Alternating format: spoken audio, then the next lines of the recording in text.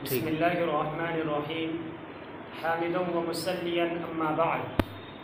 معزز سامعین کرام اور بزرگان دین، ناظرین، کئی دنوں سے میری دلی یہ تمنا تھا اور لوگ بارہا شکوہ و شکایتیں لے کر کے آتے رہتے ہیں کہ مولانا نمازیں پڑھتا ہوں لیکن سکون قلب، جو دل کے اندر ایک سکون ہونا چاہیے تھا، وہ نہیں مل پاتا ہے۔ میرے بھائیوں، میں صرف اور صرف آپ حضرات کے سامنے 4 باتیں کروں گا اور مجھے امید ہے کہ آپ حضرات ان چاروں باتوں کو بغور سنیں گے۔ میرے بھائیوں، آپ جانتے ہیں کہ ہماری یہ ہر دل عزیز، ہمارا یہ چہتے لاڈلے وطن، وہ وطن جو تمام تر وطنوں کے اوپر فوقیت رکھتا ہے،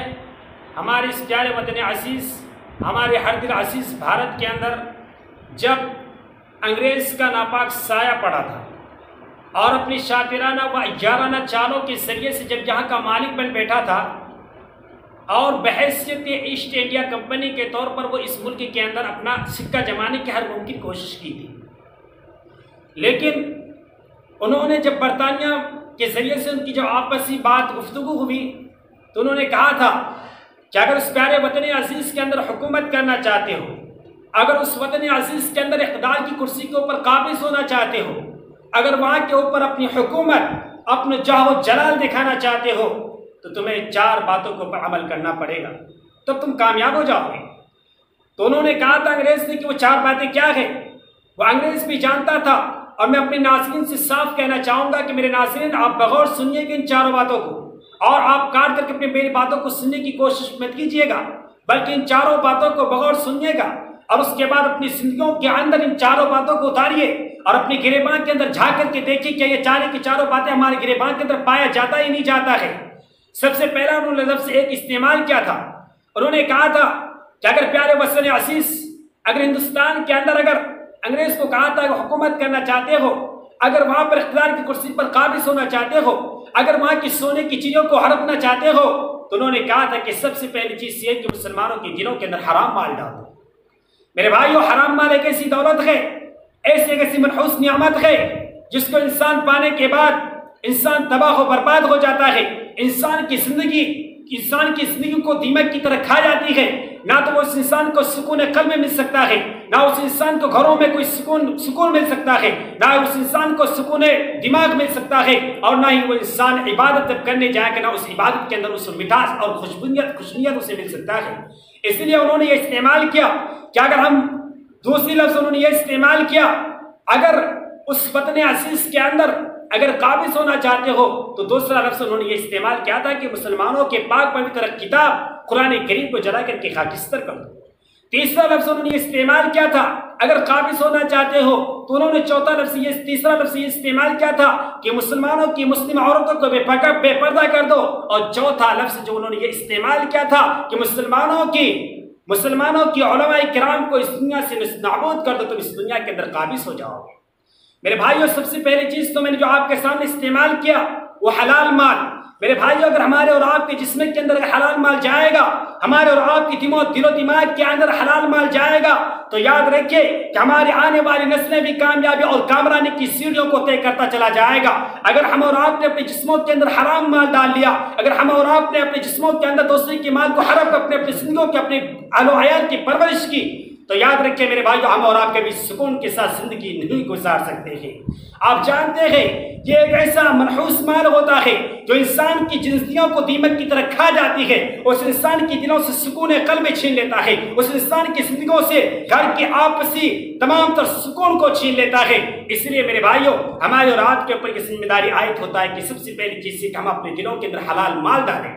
آپ کو میں ایک واقعہ سناتا چلوں۔ ایک صحابی رسول ہے، وہ صحابی رسول کی دلی تمنا تھا، اور کافی عمر بھی اس صحابی رسول کی بزرگیت کی عمر کو پہنچ چکے تھے۔ وہ روزمرہ کی طرح اپنے گھروں سے نکل کر کے بازار اور منڈیوں کے اندر جایا کرتے تھے، اور جانے کے بعد جب بازاروں میں بیٹھتے تھے تو بازاروں پہ جو مالک آیا کرتا تھا، جو وہاں کے ٹھیکیدار آیا کرتا تھا، اس بزرگ کو لینا کبھی گوارا نہیں کرتا تھا۔ لہذا جب وہ بزرگ اس وہاں پر پہنچے، اور پہنچنے کے بعد وہ بزرگ نے جب اس کو چاہا کہ اس کو میں اس میں اپنے کام کرنے کے لیے لوں، لیکن جب دیکھا اس بزرگ کے جسم کی ہر اعضاء لاجواب ہو چکا ہے، ان کے اعضاء اور اس کی جسم کے اندر وہ طاقت اور صلاحیت و استطاعت موجود نہیں ہے جو کہ یہ بزرگ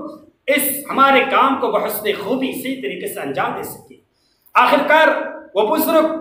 یوں ہی پہلے دن ان کی یوں ہی گزر جاتا ہے اور اس کے بعد سوچتا ہے اگر یہ مجھے مزدوری کے اوپر نہیں لے کر کے گیا ہے تو چلے جاتا ہے مسجد کی چار دیواری کے اندر، اور مسجدوں میں پہنچنے کے بعد وہاں پر اللہ تبارک و تعالیٰ کی پاک پوتر گھر، ہمارے اور آپ کی بابرکت عظمت گھر، ہمارے اور آپ کے اللہ تبارک و تعالیٰ کے مقدس معبد خانہ مسجدوں کے اندر چلے آتے ہیں، اور آنے کے بعد وہاں پر جھاڑو لگاتے ہیں، اور اللہ کی گھر کی خدمت کرنے کے بعد، اللہ کی گھر کی مزدوری کرنے کے بعد، اللہ کی پاک پوتر گھروں کی چار دیواری کی صاف اور شفاف کرنے کے بعد گھر کی چار دیواری کی طرف چل دیتے ہیں۔ جب گھر پہ پہنچتے ہیں تو بیوی بھی امید کی نگاہیں اپنے شوہر کی طرف رکھی ہوئی ہوتی ہے، اور وہ یہ سوچتی ہے شاید کہ میرے شوہر جو آنے والے ہیں شاید وہ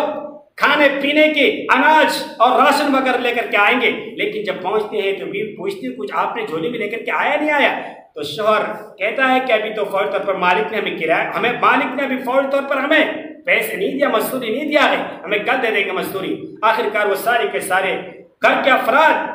پیٹوں کے اوپر پتھرے باندھ کر کے پانی کو نوش فرما کر کے اپنی گھر کی چار دیواری کے اندر سو جاتے ہیں، اور سونے کے بعد جب پھر وہ صبح ہوتا ہے، صبح کی جب سورج نکلتی ہے پھر وہ اسی معمول کے مطابق اپنے بازاروں، منڈیوں، چوراہوں کے پاس پہنچ جاتے ہیں تاکہ کوئی مجھے مزدوری کے اوپر لے کر کے چلے جائے، میں مزدوری کروں، اور مزدوری کرنے کے بعد جو ہمارے گھروں کے اندر جو پیسے ہوں گے وہ پیسے لے کر کے میں اپنے گھر کے افراد کے پاس پہنچوں، گھر کے جو آل و عیال ہیں ان کے پاس پہنچوں گا تو ان کی گھر کی پرورش بھی ہو جائے گی، بچے کی پیٹ کی پالنہاری بھی ہو جائے گی۔ لیکن میرے بھائیوں، دوسری دن جب وہ شوہر اپنے گھر سے نکلتا ہے تو بیوی نے ایک وصیت کی تھی، اور وہ یہ کہا تھا کہ سن لو میرے شوہر مبارک، آپ یاد رکھیے کہ آپ یہاں سے جانے کے بعد ایسا ہے کہ آپ حلال مال لے کر کے آئیے گا، ایسا نہیں ہے کہ اگر مالک نے اگر مزدوری نہیں دیا تو آپ غلط طریقے کے مال آپ اپنے گھروں کے اندر لے کر کے چلے آئے۔ قربان جاؤں اس بیوی کے اوپر، ایسی بیوی جس کو مل جائے یقیناً قابل مبارکباد ہے، لیکن آج کل تو سوچتے نہیں ہیں۔ بیوی صاف کہتی ہے کہ آپ لے کر کے آئیے، یہ جائے کہ وہ حرام طریقے کا ہو، دوسرے کی گھروں سے چینی اور چھپٹی بھی مال ہو، دوسرے کی خوشی اور دوسرے کی سرور چھین کر کے لایا ہو، انہیں کسی چیز کی پرواہ نہیں، لیکن اسے چاہیے۔ آخرکار وہ صحابی رسول جب پہنچتے ہیں تو دوسرے دن انہیں کوئی مزدوری پہ لینے کو تیار نہیں۔ آخرکار جب دوسری دن بھی انہیں کوئی مزدوری پہ لے جانا گوارا نہیں کیا تو اس صحابی رسول نے اپنے معمول کے مطابق جو پہلے دن انہوں نے خدمت خدا کی گھر کے اندر انجام دی تھی وہ گھر کی طرف پہنچتے گئے، اور گھر میں پہنچنے کے بعد مسجد میں پہنچتے گئے، اور مسجد میں پہنچنے کے بعد اللہ تبارک و تعالیٰ کے گھر کی خدمت کرتے ہیں، اللہ کی پاک پوتر گھروں کے اندر جا کر کے نمازیں ادا کرتے ہیں، گھر کے اللہ تبارک و تعالیٰ کی معبد خانے کی، مسجدوں کی، ہمارے اور آپ کے مقدس گھروں کی اس صحابی رسول صفائی کرتے ہیں، نظافت صاف شفاف کرتے ہیں مسجدوں کو، پھر اس کے بعد اپنے معمول کے مطابق گھر لوٹ جاتے ہیں۔ یہ سلسلہ تقریباً تیسرا دن بھی چلتا رہا۔ بیوی نے کہا کہ آپ نے کہا تھا کہ پہلے دن مل جائیں گے، دوسرے دن مل جائیں گے، آج تو تیسری دن بھی ہو گیا، آخر کیوں نہیں آپ کچھ کھانے کے لیے لائے؟ آخرکار وہ صحابی رسول کی تیسرے دن جب جاتے ہیں انہوں نے کہا کہ آج میں لے کر کے آؤں گا، آخرکار چوتھے دن میں اس کو لینے کو کوئی تیار نہیں ہوا۔ کیوں؟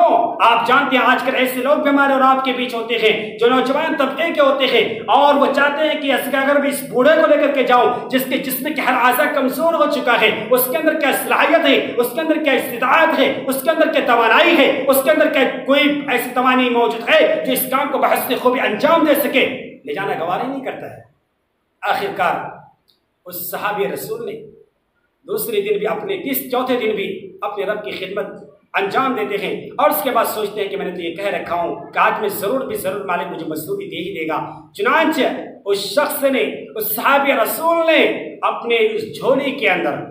پتھروں کو بھر لیتے ہیں، اور تاکہ میری بیوی جو گیٹ کی چار دیواری سے، جو ہماری چوکھٹ کی چار دیواری سے امید کی نگاہوں سے دیکھتی رہتی ہے، اور وہ سوچتی ہے کہ میرے شوہر شاید کی راشن، چاول، آٹا، دال لے کر کے آ ہی رہے ہوں گے۔ چنانچہ انہوں نے اس کے اس خوشی اور اس کے اس تمنا کو بھرپور کامیابی کے ساتھ کرنے کے لیے انہوں نے اس کام کو بحسن جب لے کر کے گھر کی چار دیواری میں پہنچتے ہیں، پہنچنے سے پہلے ہی ایک سفید لباس میں ایک شخص آتا ہے، اور اس کے گھر کے پاس پہنچنے کے بعد اس شخص نے کچھ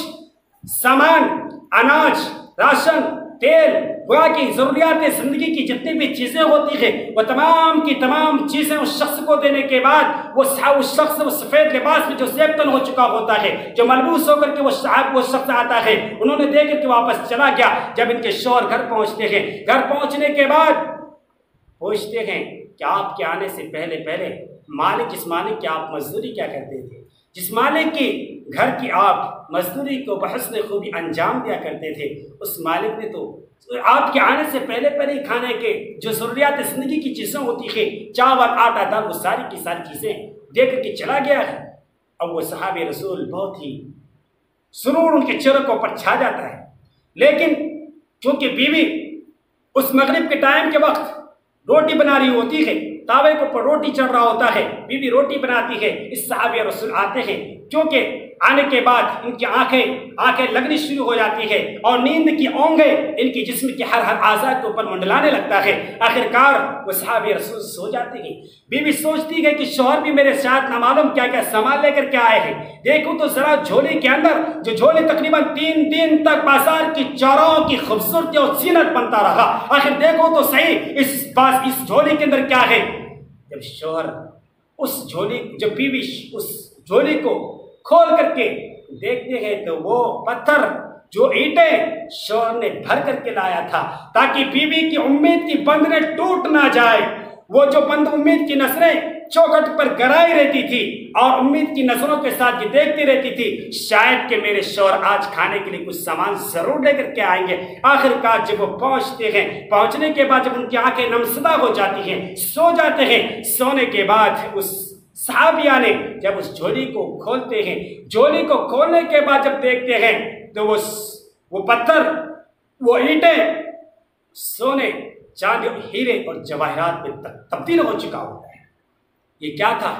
ان کے دل کی یقین تھا، وہ جانتے تھے کہ رب دنیا کی ساری طاقتیں مزدوری کرنے کے بعد اسے واپس کر سکتا ہے، لیکن وہ مالک الملک جو آسمان کی بلندی کا مالک ہے، وہ مالک الملک جو زمین کی سطحیت کا مالک ہے، وہ اللہ جو پوری دنیا کے مشرق و مغرب کا